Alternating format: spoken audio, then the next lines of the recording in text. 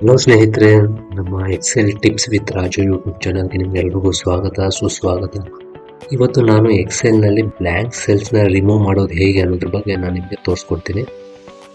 So ಈಗ ನನ್ನ ಹತ್ರ ಕೆಲವು ಡೇಟಾ ಇದೆ, ನೇಮ್ ಮತ್ತು ಮಾರ್ಕ್ಸ್ ಅಂತ. ಸೊ ಈಗ ಮಧ್ಯದಲ್ಲಿ ನೋಡ್ಬೋದು ಬ್ಲ್ಯಾಂಕ್ ಸೆಲ್ಸ್ ಇದೆ. ಸೊ ಬ್ಲ್ಯಾಂಕ್ ಸೆಲ್ಸ್ ಇರೋದ್ರಿಂದ ಈಗ ನಾನು ಇದ್ರ ಮೇಲೆ ಬೇರೆ ಥರದ್ದು ಏನು ವರ್ಕೌಟ್ ಮಾಡೋಕ್ಕಾಗಲ್ಲ. ಸೊ ಡೇಟಾನು ಕೂಡ ಚೆನ್ನಾಗಿ ಕಾಣಿಸಲ್ಲ ಅಲ್ವಾ. ಸೊ ಬ್ಲ್ಯಾಂಕ್ ಸೆಲ್ಸ್ ತೆಗೆದ್ರೇ ನಾನು ಬೇರೆ ವರ್ಕೌಟನ್ನು ಮಾಡ್ಬೋದು. ಸೊ ಹೇಗೆ ಮಾಡ್ಬೋದು ಅನ್ನೋದನ್ನ ಬನ್ನಿ ನೋಡೋಣ. ಸೊ ಈಗ ಇಲ್ಲಿ ಏನಿದೆ ಅಂದರೆ, ಈ ಡೇಟನ ಫಸ್ಟು ನೀವು ಸೆಲೆಕ್ಟ್ ಮಾಡ್ಕೊಬೇಕು. ಸೊ ಈ ಥರ ಸೆಲೆಕ್ಟ್ ಮಾಡ್ಕೊಳ್ಳಿ ನಿಮ್ಮ ಡೇಟಾನ.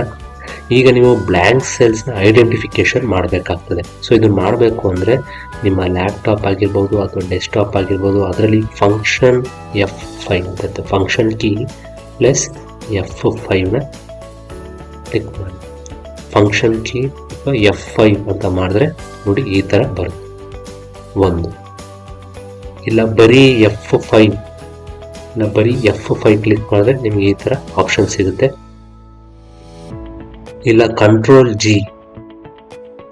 ಜಿ ಮಾಡಿದ್ರೆ ನಿಮಗೆ ಮತ್ತೆ ಇದೇ ಥರ ಆಪ್ಷನ್ ಬರುತ್ತೆ. ಸೊ ಈ 3 ಆಪ್ಷನ್ ಮುಖಾಂತರ ನೀವು ಈ ಒಂದು ಆಪ್ಷನ್ ಪಡಿಬೋದು. ಸೊ ಒಂದ್ಸತಿ ಈ ಆಪ್ಷನ್ ಬಂದಮೇಲೆ ಇಲ್ಲಿ ಸ್ಪೆಷಲ್ ಅಂತ ಇರುತ್ತೆ, ಇದ್ರ ಮೇಲೆ ಕ್ಲಿಕ್ ಮಾಡಿದ ತಕ್ಷಣ ನೀವು ಇಲ್ಲಿ ನೋಡ್ಬೋದು ಬ್ಲ್ಯಾಂಕ್ಸ್ ಅಂತ ಇದೆ.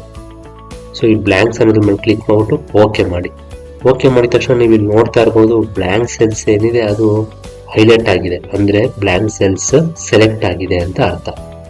ಸೊ ಇಲ್ಲಿ ನೀವು ಕೇರ್ಫುಲ್ ಆಗಿ ಏನು ಮಾಡಬೇಕು ಅಂದರೆ, ಈ ಬ್ಲ್ಯಾಂಕ್ ಸೆಲ್ಸ್ ಎಲ್ಲಿ ಸೆಲೆಕ್ಟ್ ಆಗಿದೆ ಅಲ್ಲಿಗೆ ಬಂದು ಅಲ್ಲಿ ನೀವು ರೈಟ್ ಕ್ಲಿಕ್ ಮಾಡಬೇಕು. ಮೌಸ್ ಇಟ್ಕೊಂಡು ರೈಟ್ ಕ್ಲಿಕ್ ಮಾಡಿದ್ರೆ ನೋಡಿ ಈ ಥರ ಬರುತ್ತೆ ಆಪ್ಷನ್. ಲೆಫ್ಟ್ ಕ್ಲಿಕ್ ಮಾಡಿದ್ರೆ ಮತ್ತೆ ಸೆಲೆಕ್ಟ್ ಮಾಡಿರೋದೆಲ್ಲ ಒಟ್ಟೋಗುತ್ತೆ. ಸೊ ಹಾಗಾಗಿ ಏನು ಮಾಡಿ, ರೈಟ್ ಕ್ಲಿಕ್ ಮಾಡಿ ಈ ಥರ ಆಪ್ಷನ್ ಬರುತ್ತೆ. ಇಲ್ಲಿ ಡಿಲೀಟ್ ಅಂತ ಇರುತ್ತೆ, ಡಿಲೀಟ್ ಮೇಲೆ ಕ್ಲಿಕ್ ಮಾಡಿ. ನಂತರ ಇಲ್ಲಿ ಎಂಟೈರ್ ರೋ ಅಂತ ಇರುತ್ತೆ, ಇದನ್ನು ಸೆಲೆಕ್ಟ್ ಮಾಡಬೇಕು. ಎಂಟೈರ್ ರೋ ಅಂತ ಸೆಲೆಕ್ಟ್ ಮಾಡ್ಕೊಳ್ಳಿ. ದೆನ್ ಓಕೆ ಅನ್ನೋದ್ರ ಮೇಲೆ ಕ್ಲಿಕ್ ಮಾಡಿ. ಸೊ ಇಲ್ಲಿ ನೋಡ್ಬೋದು ಸ್ನೇಹಿತರೆ, ಈಗ ಎಲ್ಲ ಬ್ಲ್ಯಾಂಕ್ ಸೆಲ್ಸ್ ಕೂಡ ಇಲ್ಲಿ ಡಿಲೀಟ್ ಆಗಿದೆ. ಸೊ ಈಗ ಈ ಡೇಟಾ ಮೇಲೆ ನೀವು ವರ್ಕೌಟನ್ನು ಮಾಡ್ಬೋದು.